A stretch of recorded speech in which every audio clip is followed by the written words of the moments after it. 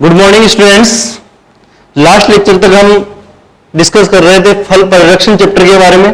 फल परिरक्षण में भी अपना जो टॉपिक चल रहा था वो फोर्थ टॉपिक चल रहा था, डी पॉइंट फलोत्पाद। फलोत्पादों में मैंने बताया था इसमें 6 प्रकार के फलोत्पादों के बारे में डिस्कस करेंगे।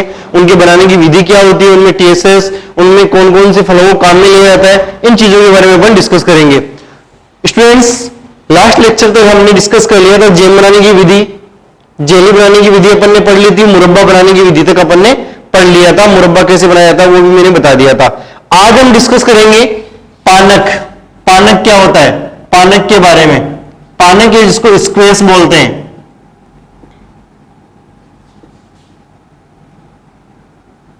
पानक के स्क्वैश। स्टूडेंट्स, पानक और स्क्वैश का मतलब है क्या? ये एक ऐसा तरल या पेय पदार्थ है जो फलों के गुद्दे, फलों के रस, चीनी और जो अम्ल होता है उन सभी से मिलकर बनाया जाता है। जो जैम, जेली, मुरब्बा था वो एक प्रकार के अर्ध ठोस या ठोस पदार्थ थे, जबकि अपन पानक की बात करें तो पानक एक पेय पदार्थ है। ठीक है, तो इसमें बनाने किस प्रकार बनाया जाता है? ये फल रस, गुद्दा, चीनी। देखो, फल रस, फलों का गुद्दा, चीनी व खटास को या अम्ल को निश्चित अनुपात में मिलाकर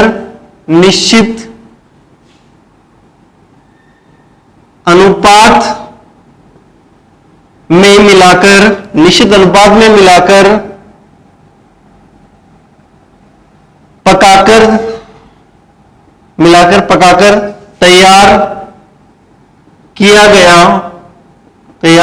गया पेय पदार्थ, पीने योग्य पेय पदार्थ पानक या स्क्वैश कहलाता है। पानक या स्क्वैश कहलाता है। स्टूडेंट्स, पानक में होता क्या है? देखिए, जैसे शरबत होता है, शरबत अपन काम में लेते हैं तो शरबत गाढ़ा होता है, गाढ़ा घोल होता है चाशनी का, और उसमें फलों का रस मिलाया जाता है, कई प्रकार के फ्लेवर मिलाए जाते हैं। उसी प्रकार पानक भी एक पेय पदार्थ है जिसमें फल का रस, गुद्दा, चीनी, अम्ल, इनको निश्चित अनुपात में अपन मिलाते हैं। ठीक है, निश्चित अनुपात में मिलाकर इनको पकाया जाता है और पेय पदार्थ बनाया जाता है। एक तरल ठोस, मतलब ये कह सकते हैं गाढ़ा तरल पदार्थ बनाया जाता है जिसको अपन पानक या स्क्वैश बोलते हैं। देखो स्टूडेंट्स, पानक या स्क्वैश में फल का भाग 25% फल का भाग होता है 25%। इसमें चीनी होती है 33 से 55%। 33 से 55% जो पानक है, कुल पानक है वो अपन 100% माने तो इसमें फल का भाग होगा 25%, चीनी होगी 33 से 55% और अम्ल होगा 1 से 2% के लगभग। ये इसमें इसका संगठन रहेगा। पानक का संगठन पूछा जाए तो इस प्रकार इसका संगठन रहेगा। फल की मात्रा रहेगी या फल का भाग रहेगा इसमें 25%, चीनी की मात्रा 33 से 55% और अम्ल की मात्रा रहेगी इसमें 1 से 2% रहेगी। ठीक है, कौन कौन से फल है जो पानक बनाने के लिए उपयुक्त है? जिन फलों का रस या अच्छा फ्लेवर होता है, जैसे आम है, आम, अंगूर, संतरा, नींबू, फालसा, लीची, ये इस प्रकार के फल है जिनसे अपन पानक अच्छा बना सकते हैं। अब बात करते हैं इसकी विधि की। देखो, एकदम सिंपल सी विधि है इसकी। किस प्रकार इसको बनाया जाता है शॉर्ट में समझेंगे। देखो, विधि में सबसे पहला जो जैसे मैंने जैम, जेली, मुरब्बा में बताया था कि सबसे पहला पॉइंट होता है अपना फलों का चुनाव। तो सबसे फर्स्ट पॉइंट क्या होगा? फलों का चुनाव, सिलेक्शन ऑफ फ्रूट्स। फलों का चुनाव, सिलेक्शन ऑफ फ्रूट्स। ठीक है, फलों का चुनाव में यह ध्यान में रखा जाता है अच्छे स्वादिष्ट फल होने चाहिए, पौष्टिक होने चाहिए, पोषक तत्व युक्त होने चाहिए। ठीक है, सुगंधित होनी चाहिए, अच्छा फ्लेवर आए उसमें। इस प्रकार के फलों का अपन चुनाव करते हैं। देखो, पौष्टिक या स्वादिष्ट होने चाहिए, पौष्टिक व सुगंधित, पूर्णतः परिपक्व फलों का चुनाव किया जाता है। दूसरी चीज आती है फलों की सफाई व रस निकालना। सिलेक्शन कर लिया तो दूसरा पॉइंट आएगा फलों की सफाई व रस निकालना। देखो, सीधा सा तरीका है इसका। लोकल तरीके से अपन देखें, कोई भी फल लिया, उस फल का सबसे पहले जूस निकाल लो। जूस तैयार करते हैं अपन साधारणतः घर में। जूस तैयार कर लिया, एक साइड में एक बर्तन में चीनी का घोल तैयार करो जिसको चाशनी बोलते हैं अपन। चाशनी 70 डिग्री ब्रिक्स तक चाशनी तैयार करते हैं। उस चाशनी में इस घोल को मिला दिया जाता है। बस ये जो पदार्थ बनता है इसको अपन पानक बोल देते हैं, सीधी सी बात है। ठीक है, तो ये पहले रस निकालेंगे, फलों की सफाई करेंगे। देखो फलों की सफाई में फलों को धोया जाता है, ऊपरी जो आवरण होता है उसको गर्म, जो हल्का गर्म पानी होता है उससे धोया जाता है, जिससे उसकी डस्ट या जो मिट्टी के कण होते हैं, उसके अलावा उसके ऊपर जो भी रासायनिक पदार्थों के अवशेष बचे हुए वो सारे के सारे दूर हो जाते हैं। ठीक है, तो फलों की सफाई की जाती है इस प्रकार। फलों की सफाई में छीलना भी होता है। कई फल ऐसे जिनको अपन बिना छीले भी काम में ले सकते हैं।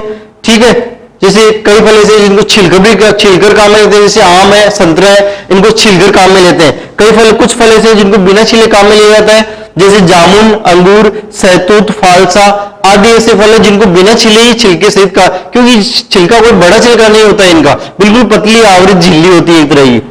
कुछ फल होते हैं जिनको काटकर काम में, जैसे माल्टा है, नींबू है। इस प्रकार फलों की तैयारी की जाती है, फलों की साफ सफाई करके। बाद में क्या किया जाता है, इनका रस निकाला जाता है। रस निकालने के लिए अपन जो जूसर होता है, ये स्क्रू टाइप मशीन, रस निकालने के लिए स्क्रू टाइप मशीन, रस निकालने के लिए स्क्रू टाइप मशीन, जूसर,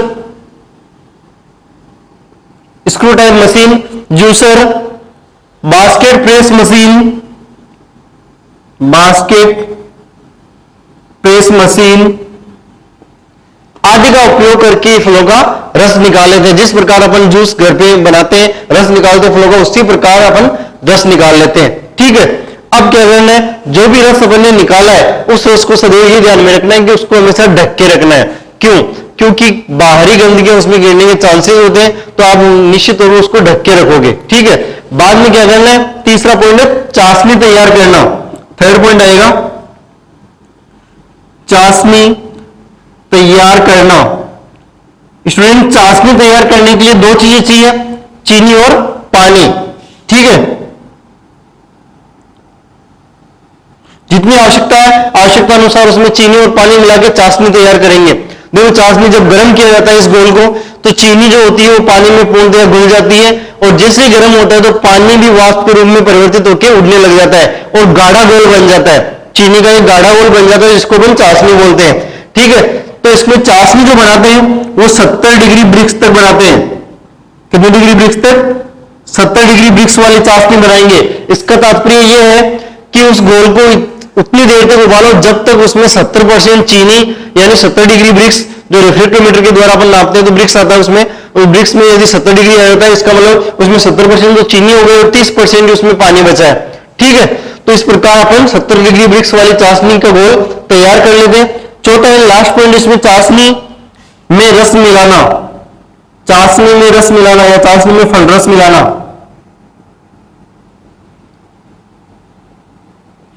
चाशनी में रस मिलाना।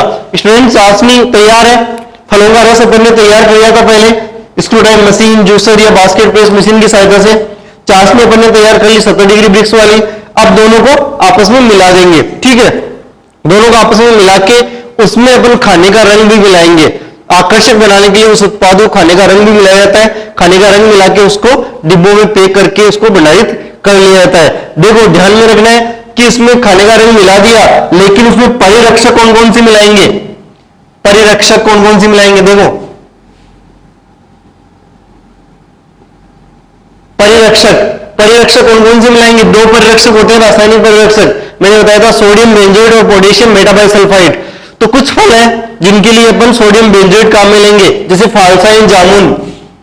इसमें अलग से लिख लेना है, फालसा व जामुन का यदि आप पानक बना रहे हो तो उनके लिए परिरक्षक सोडियम बेंजोएट काम में लोगे। सोडियम बेंजोएट पानक यदि फालसा और जामुन का बना रहे हो, क्योंकि ये कलरफुल फ्रूट होते हैं, उनमें रंग ज्यादा होता है, इसलिए अपन रंग ज्यादा होने के कारण जो रंगीन फल होते हैं उनके लिए अपन सोडियम बेंजोएट काम में लेते हैं। ठीक है, उसके अलावा जो जितने भी अन्य फल है उनका यदि पानक या स्क्वेज बना रहे हो तो उसके लिए अपन पोटेशियम, अन्य फलों के लिए पोटेशियम मेटाबाइसल्फाइड काम में लेंगे। पोटेशियम मेटाबाइसल्फाइड काम में लेंगे। मैंने बताया था कि जो सोडियम बेंजोएट है वो रंगीन फलों रंगीन फलों के लिए काम में लिया जाता है जिनमें कलर ज्यादा होता है, और रंगहीन फलों के लिए पोटेशियम मेटाबाइसल्फेट काम में लिया जाता है। इस प्रकार अपन पानक बनाते हैं। ठीक है स्टूडेंट्स, ये था पानक। नेक्स्ट अपन बात करें, देखो जेल अपन ने पढ़ लिया, जेली हो गया, मुरब्बा हो गया, पानक हो गया।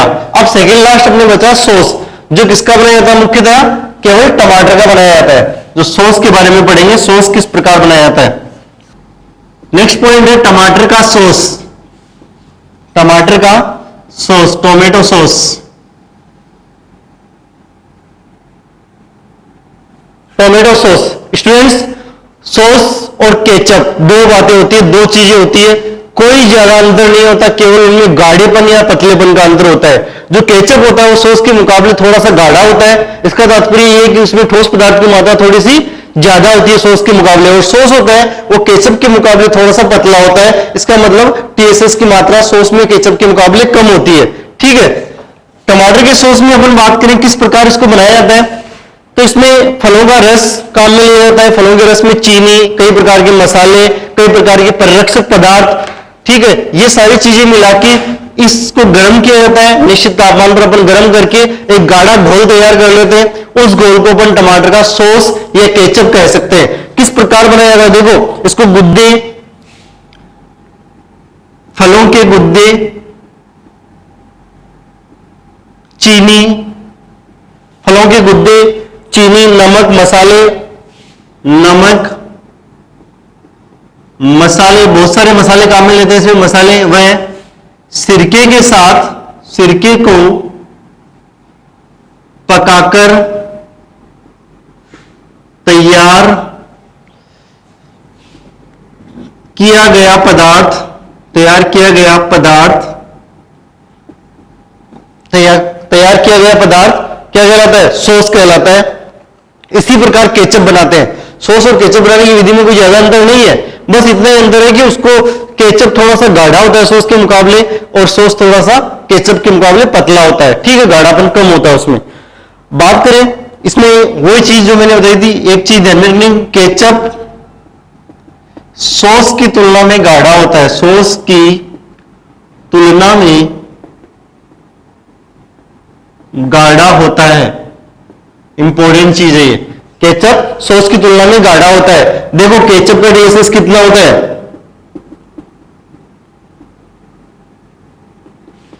25%।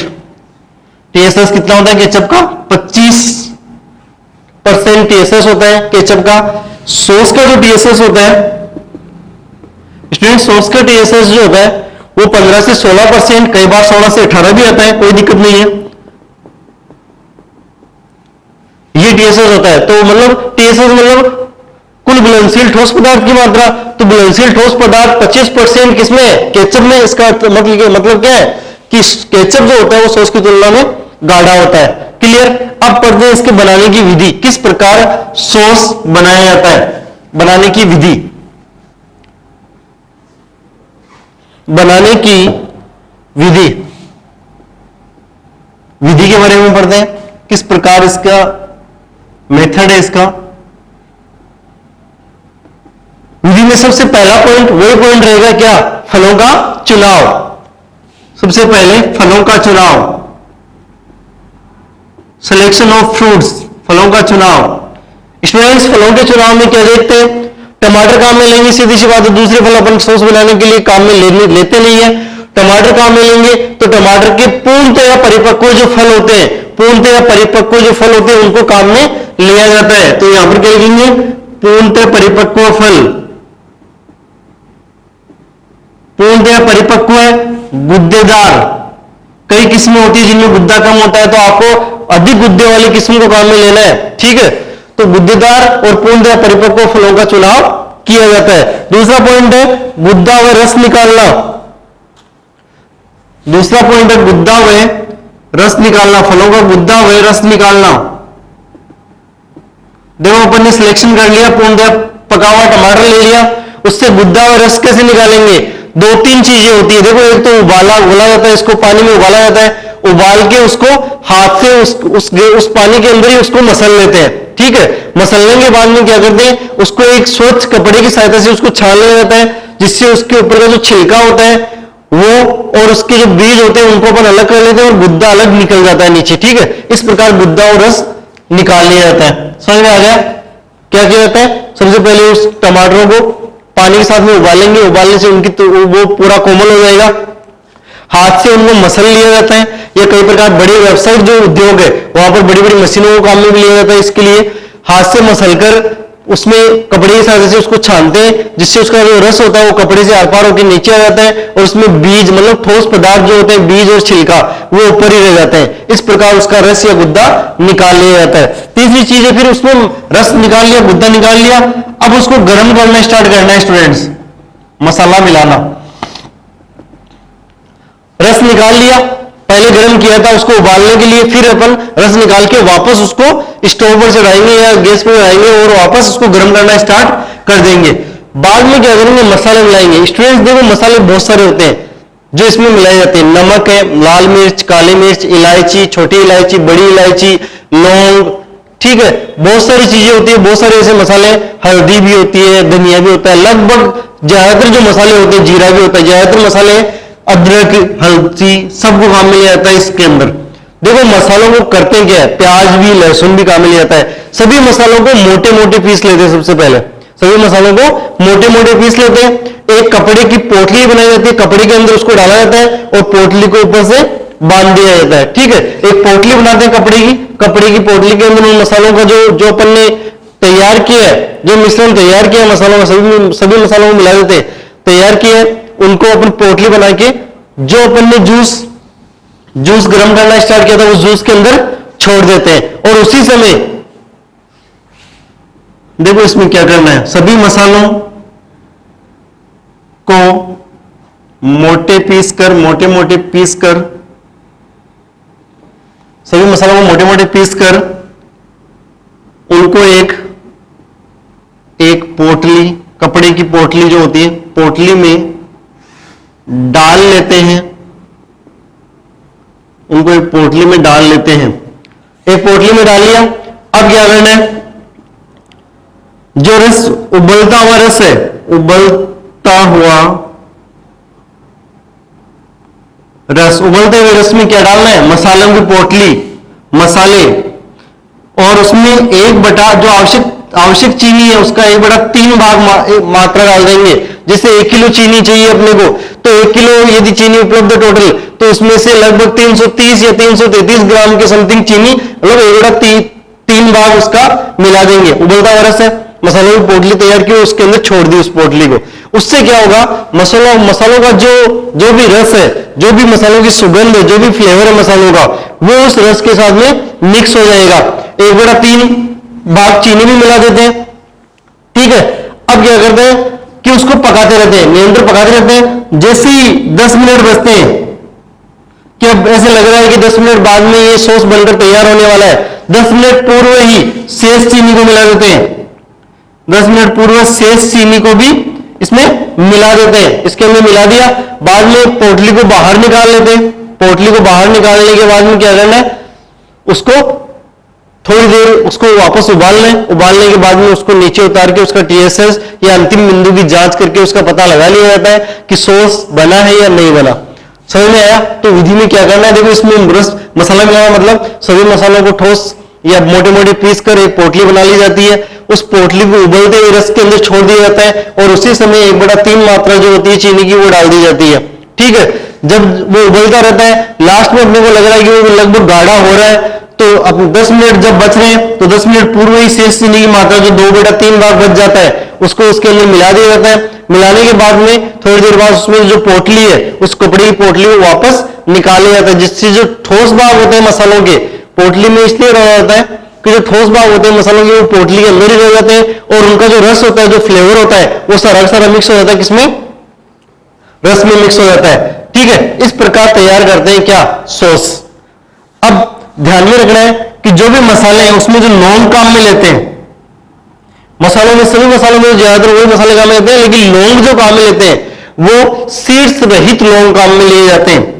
देखो ये पूछा जा चुका है हेडलेस लौंग या हेडलेस क्लोव, हेडलेस क्लोव बोलते हैं इनको। शीर्ष रहित लौंग इसलिए काम में लेते हैं क्योंकि जो ऊपर का देखो लौंग इस प्रकार से रचना होती है लौंग की, देखा होगा लौंग जो होता है इस प्रकार की संरचना होती है लौंग की, ठीक है। देखो हेडलेस मतलब इसका हेड भाग, ये भाग है ना, ये है शीर्ष, इस भाग को इसमें काम में नहीं लेते मसालों में। क्यों काम में नहीं लेते, रीजन क्या है इसका, इसमें एक विशेष प्रकार का रसायन पाया जाता है, तत्व पाया जाता है, जिसके कारण यदि इसको मिला दे तो उस टमाटर के सॉस का रंग काला हो जाता है, उसकी गुणवत्ता कम हो जाती है। इसलिए इस शीर्ष भाग को अपन नहीं मिलाते। इसके शीर्ष भाग जो ऊपर काली मिर्च के समान जो गांठ सी होती है उसको तोड़ देते हैं, और नीचे का जो भाग होता है ये भाग इसको हटा देते हैं। नीचे का जो भाग होता है केवल इस भाग को इसमें काम में लिया जाता है पीसकर। क्लियर। अब बात करते हैं अंतिम बिंदु की जांच। मसाला मिला दिया अपन ने, तैयार हो गया। अब अपन जांच करेंगे कि सॉस बना है या नहीं बना। अंतिम बिंदु की जांच, अंतिम बिंदु की जांच, ठीक है। अंतिम बिंदु की जांच किस प्रकार करेंगे, रेफ्रेक्टोमीटर के द्वारा करेंगे। रेफ्रेक्टोमीटर के द्वारा टीएसएस ज्ञात किया जाता है, और मैंने बताया था यदि टीएसएस में 25% हो जाए, 25% की समथिंग टीएसएस हो जाता है, लगभग 25%, 23 भी हो सकता है, 24 भी हो सकता है, 26 भी हो सकता है, लगभग अप्रोक्स मानेंगे 25 के लगभग टीएसएस हो गया, इट मींस वो सॉस बनकर तैयार है, ठीक है। बाद में उसका परिरक्षण अपन करते हैं। अब देखो इसमें परिरक्षक मिलाना, अगला पॉइंट है परिरक्षक। परिरक्षक का कार्य होता है कोई भी तैयार उत्पाद है उसको लंबे समय तक सुरक्षित रखना या उसमें सूक्ष्म जीवों की वृद्धि होने से रोकना, वो कार्य होता है परिरक्षक का।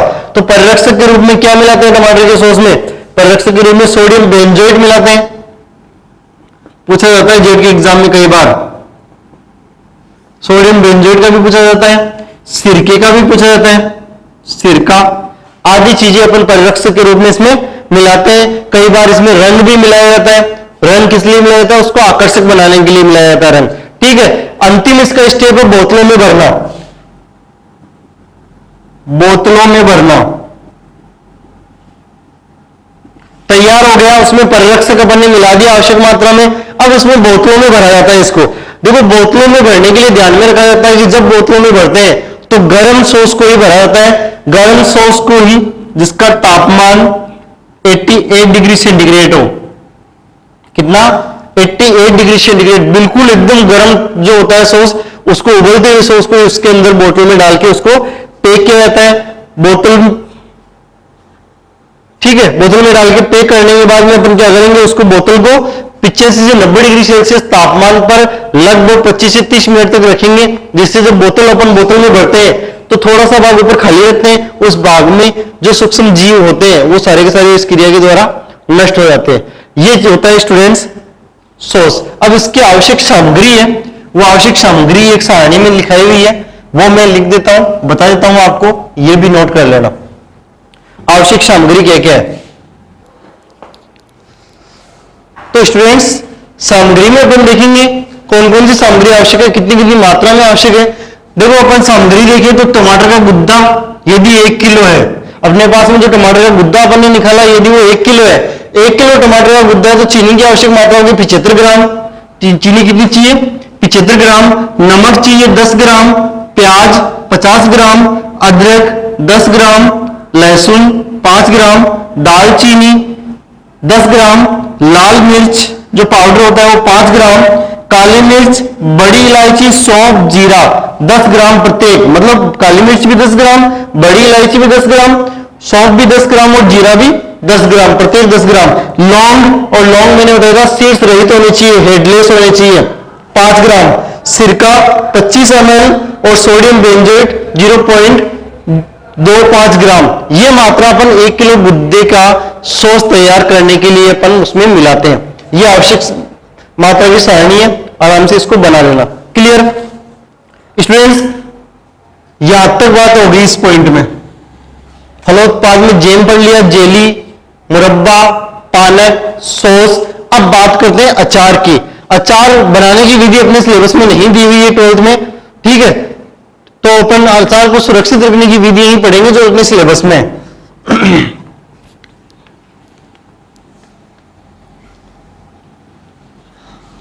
अचार पिक्कल बोलते हैं जिसको,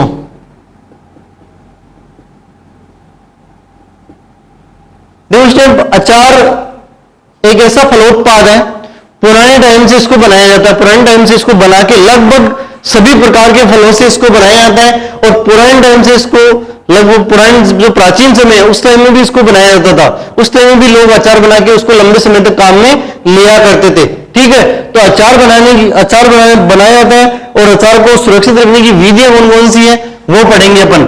अचार को सुरक्षित करने की विधियां इस चैप्टर का लास्ट पॉइंट है, सुरक्षित करने की विधियां। स्टूडेंट्स, सुरक्षित करने की 4 विधियां दी हुई है। पहली विधि सिरके द्वारा, देखो मैंने अभी परिरक्षक लिखा था तो उसमें सिरका नाम लिखा था और सोडियम बेंजोएट भी लिखा था, तो सिरके द्वारा भी इसको परिरक्षित किया जाता है। देखो सिरके में एसिटिक अम्ल होता है, सिरके में एसिटिक अम्ल कितना होता है पूछ लिया जाता है कई बार, सिरके में एसिटिक अम्ल या कौन सा अम्ल होता है ये भी पूछा जाता है, सिरके में कौन सा अम्ल होता है। सिरके में 6.5 यानी 6.5% एसिटिक अम्ल होता है, और एसिटिक अम्ल की मात्रा कितनी लेते हैं अपन काम में, एसिटिक अम्ल 3 ग्राम मात्रा ली जाती है काम में, कितने ग्राम, 3% मात्रा एसिटिक अम्ल की अपन परिरक्षक के रूप में काम में लेते हैं। तो देखो एसिटिक अम्ल सिरके में, तो सिरके को मात्रा काम में लेंगे तो उसमें एसिटिक अम्ल ऑटोमेटिक रह जाएगा।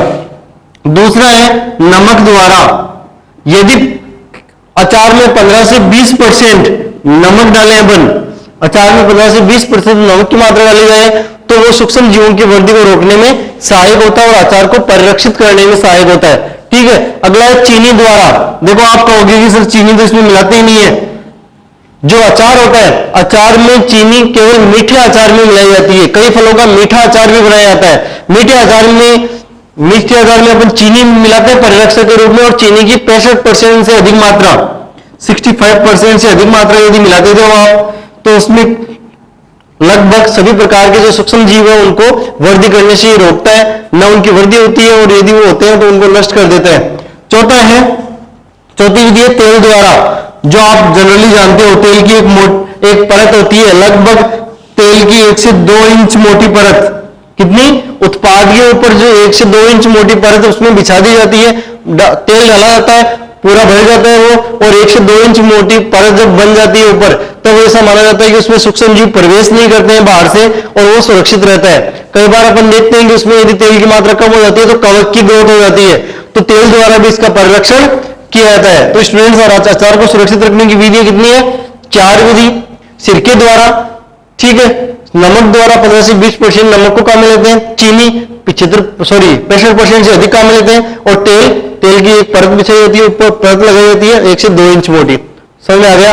तो इस चैप्टर में इतना था, इस चैप्टर में 4 पॉइंट डिस्कस कर लिए अपन ने। इसमें पहला पॉइंट था फल परिरक्षण का भविष्य महत्व है, उसकी वर्तमान स्थिति क्या है।